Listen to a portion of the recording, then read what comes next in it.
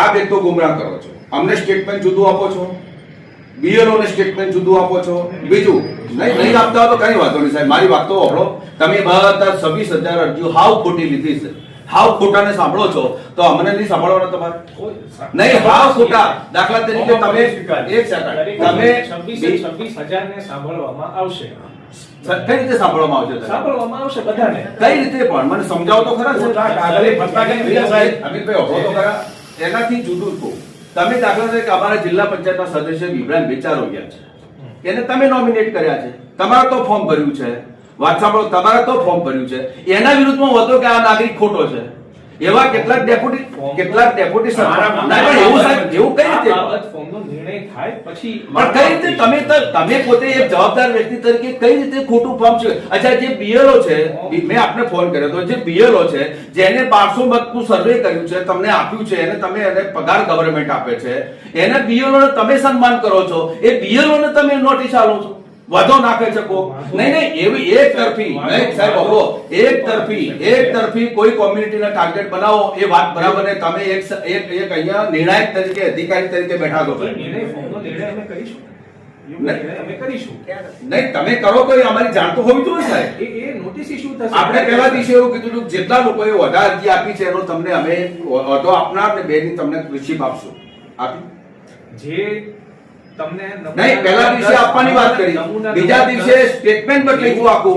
ગઈકાલે બીએલઓ ઉપર દમનગીરી ઉપાડી આપણો જે હોય XYZ, હું કોઈનું નામ નથી લેતો સાહેબ, મારો કોઈ બીએલઓ અમારા કારણે હેરાન થાય અમારી ડાયરી નથી, અમારા કારણે તમે હેરાન થયો એ અમારી ડાયરી નહીં સાહેબ. આપણો અમારી ડાયરી તો એટલું બધું છે કે કોઈ એક કોમ્યુનિટીને, અને અચ્છા કેટલાક હું તમને રેકોર્ડિંગ બતાવું કે ભાઈ કોઈ ઓફિસમાંથી બેસીને આ નિર્ણય થયો છે, આપણો અમે કોઈ જોડતા નથી, આવા 50. એટલે હવે આ વાત કોઈ ફોન કર્યો તો પાછું એની પર ડિસ્ટ્રક્શન અપાઈ દેવામાં આવ્યું કે ભાઈ તમે આ માહિતી કોઈને આપશો.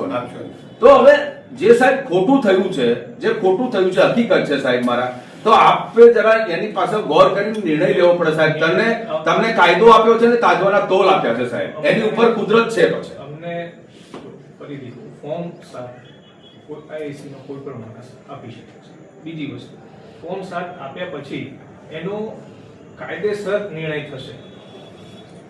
સાહેબ આ બધા આ 26 ફોર્મ આયા તો એ 1 તારીખમાં આયા સાહેબ, આ ક્યો આયા એ ચાલુ કોણ તમે ક્યો આયા 1 તારીખમાં એ બધી અલગ અલગ EERO ઓફિસ 4 EERO છે, એમની ઓફિસમાં બધાને અલગ આલે પ્રાંતમાં આયા 1 તારીખમાં આયા મામલતદાર બનાલો બધા કેલે નક્કી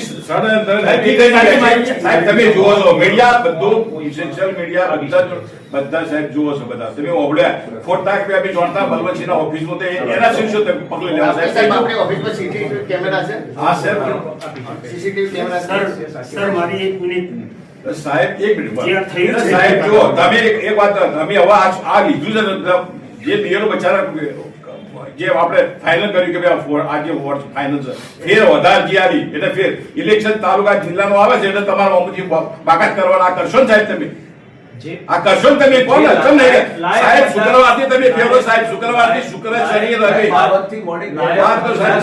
તમે સાહેબ ફેરવાઈ જાવ છો. મને સીસી કેમેરા છે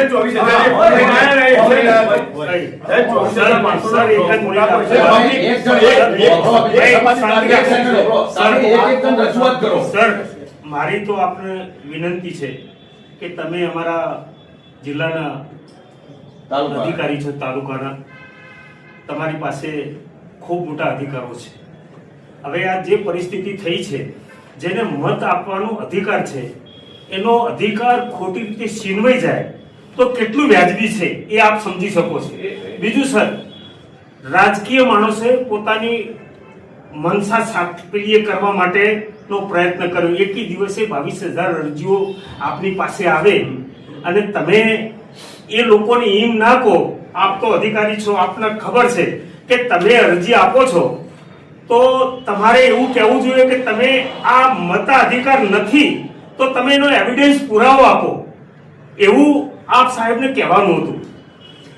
આપ સાહેબ રાજકીય માણસોએ આ ષડયંત્ર કર્યું છે કે આપ સાહેબને વિનંતી, તમે સાહેબ રસ લઈ અને તમે પવિત્ર અધિકારી છો, મને ખબર છે, હું જાણું છું, તમારે આ બાબતનો રસ લઈ અને કોઈનો મતાધિકાર ખોટી રીતે ના છીનવા જાય એના માટેનો આપ સાહેબ પ્રયત્ન કરો. મારી એક આપને રિક્વેસ્ટ એટલી છે સાહેબ, તમે 25,000 જે વધાર્યા છે કન્વિન્સ કરો ને, તમે બીએલઓ દ્વારા કન્વિન્સ કરાવો ને અને તમારો નહીં એવું નહીં એક એક ની ખરાઈ કરશે. નહીં એ જવા દો અત્યારે જે જુવાળો ઉભો થયો છે સાહેબ મારા ઓપડો આ શેમાં તબદીલ થાય માલિક જાણે સાહેબ મારા ઓપડો મારી વાત કાલે શું માલિક આપણને કઈ ખબર નથી સમયની સાહેબ આને તમારે એક અધિકારી તરીકે તમારે તમારા બીએલઓ થ્રુ એને કન્વિન્સ તો કરવો પડે ને કે ભાઈ ચલો તમે ભાઈ તમારા વિરોધની અરજી આવી છે તો તમે એને જે ગામના 25 માણસો ભેગા કરીને એને બીએલઓ હોય કે જે હોય તો આપણા થવાના કોઈ અધિકારી મૂકીને એને કન્વિન્સ કરો કે ભાઈ આ ફોર્મ હાથનું આ રીતે સિસ્ટમ છે અહીંયા શું છે અલગ અલગ પ્રકારના જેટલા બીએલઓ તરફથી અલગ અલગ પ્રકારના અભિપ્રાયો જાણે કિરીટભાઈ કાયદાથી લડે હું તમને એમ વાત કરું અમિતભાઈ જે વાત કરે ભાઈ અભયશંકરભાઈ વાત કરે એટલે એ કન્વિન્સ નથી થતું સાહેબ તમારા તોથી મેસેજ દાખલા તરીકે મેસેજ ફોરવર્ડ થાય તમે પોતે ફોરવર્ડ કરતા નથી તમારા સ્ટાફમાંથી કોઈ મેસેજ ફોરવર્ડ કરે બરાબર નહીં ખોટી વાત છે સાહેબ બિલકુલ ખોટું કહું છું. મેસેજ હતા તમે કોઈ પણ બીએલઓ ને પર્સનલ આ બાબતે કઈ રીતે કામગીરી કરવાની મેં જાતે સમજાવ્યું.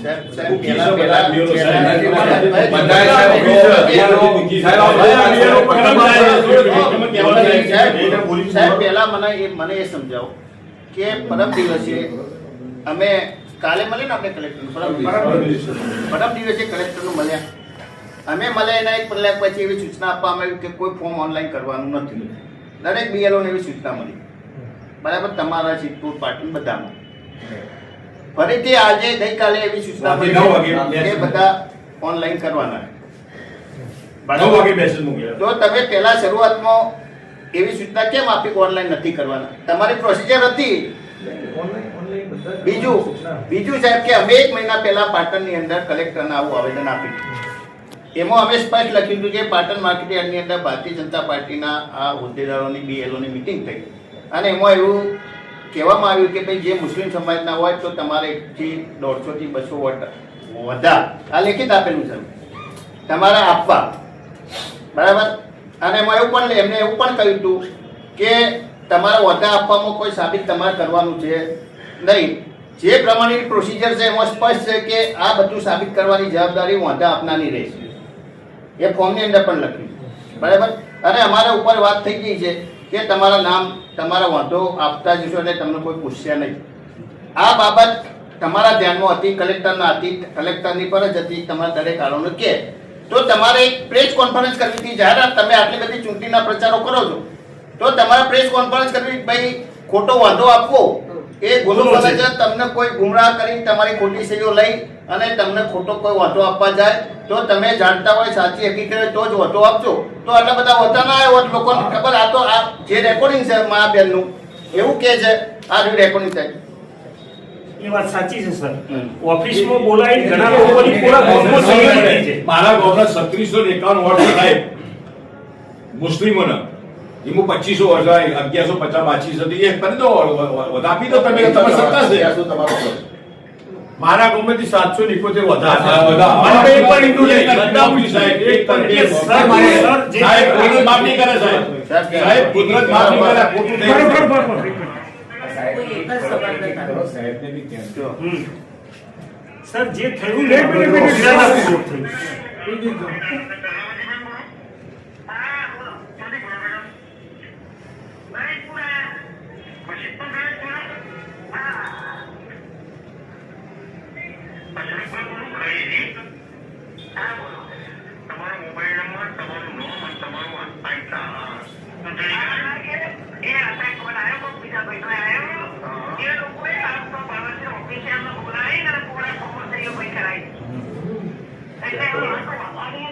ના ના તમે આની ફરિયાદ કરો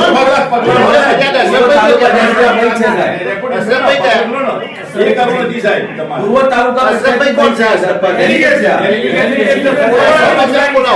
અશરફભાઈને બોલાવો રેકોર્ડિંગ હાથે પોલીસ ફરિયાદ આપો એમને કે ભાઈ તમારા સાહેબ એક રમેશભાઈ પ્રજાપતિ છે એને લાંબા કોર્ટમાં સોગંદનામું કર્યું કે મેં આવી કોઈ વધારે અરજી આલી નહીં મેં કોઈ શકી નહીં એ નહીં આમાં બળવંતસિંહની ઓફિસમાં જેને બોલાવ્યા બળવંતસિંહની ઓફિસમાં જેને બોલાવે તમે એને બોલાવીને મદદ કરી પોલીસને તપાસ આપો તમે સાચા હોય તો તમે નિષ્ફળ કરી શકે છે. હા તો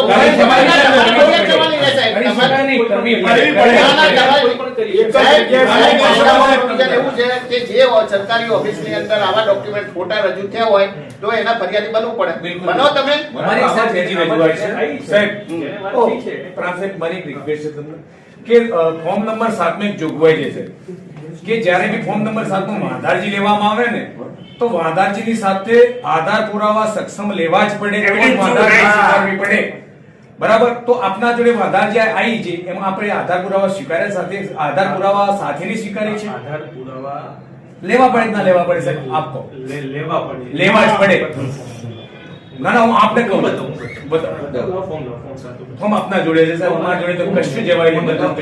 અમે તો લાચાર છીએ ના, સાહેબ. ના, એ નહીં, તમારી પ્રોસિજર જુઓ સાહેબ, ઇલેક્શન કમિશનરની ગાઈડલાઈન જુઓ કે how to accept form number 768. Yes, sir. What is the procedure for accepting it? Form accept કરવાનું છે. સાહેબ, તમે મારી હું ફરીથી પ્રોસિજર સમજાવું છું.